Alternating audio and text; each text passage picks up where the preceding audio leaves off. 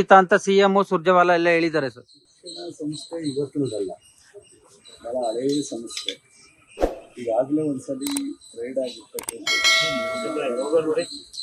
ಮತ್ತೆ ಆಗ್ತಿದ್ರೆ ಅಂತ ಅಂದಲೇ ಇನ್ನೇನಿಲ್ಲ. ಸಂಸ್ಥೆ ಪದೇ ಪದೇ ರಿಪೀಟೆಡ್ಲಿ ಇಡಿ ರೈಡ್ ಮಾಡಿದ್ರೆ ರಾಜಕೀಯ ಪ್ರೇರಿತ ಅಂತ ಬಹುಶಃ ಎಲ್ಲರೂ ಮಾತಾಡ್ತಕ್ಕಂಥದ್ದು ಮಾತಾಡ್ತಕ್ಕಂಥದ್ದು. ಆದರೆ ಏನು ರೈಡ್ ಆದರೆ ಗಾಬರಿ ಆಗೋದು ಕಾನೂನುಬದ್ಧವಾಗಿ ಏನಿದೆ ಅದನ್ನು ಹೋಮ್ ಮಿನಿಸ್ಟರ್ ಅವರು ಈಗ ತಂದೆ ಕಾಲದಿಂದ ಸಂಸ್ಥೆನ ಕಟ್ಕೊಂಡಿದ್ದಾರೆ.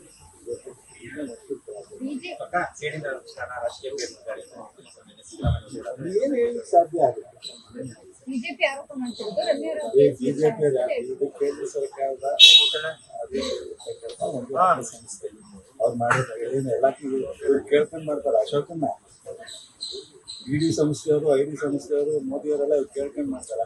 ಇವ್ರು ಯಾಕೆ ಡಿಪೆಂಡ್ ಮಾಡ್ತಾರೆ? ಇವ್ರಿಗೆ ಸುಮ್ಮನೆ ಏನೋ ಒಂದು ಮಾತಾಡ್ತಾರೆ. ಈಗ ಮೊನ್ನೆ ಅದು ಯಾವುದೋ ಜನಗಣತಿ ಬಗ್ಗೆ ಮಾತಾಡಿದ್ರೆ ಅವ್ರು ಮಾತಾಡಿದ ತಕ್ಷಣ ಜೈ ಜೈ ಅಂತಾರೆ. ಈಗ ಬೆಂಗಳೂರು ಬ್ರ್ಯಾಂಡ್ ಅಂತಾರೆ. ಬೆಂಗಳೂರು ಬ್ರ್ಯಾಂಡ್ 10 ವರ್ಷದಿಂದ ಅಶೋಕ್ ಏನು ಮಾಡ್ತಿದ್ರು, ಕುಮಾರಸ್ವಾಮಿ ಏನು ಮಾಡ್ತಿದ್ರು, ಅವತ್ತು ಮಾಡಿದ್ರೆ ಈಗ ಯಾಕೆ ನೀರು ಓಡಾಡ್ತಿತ್ತು?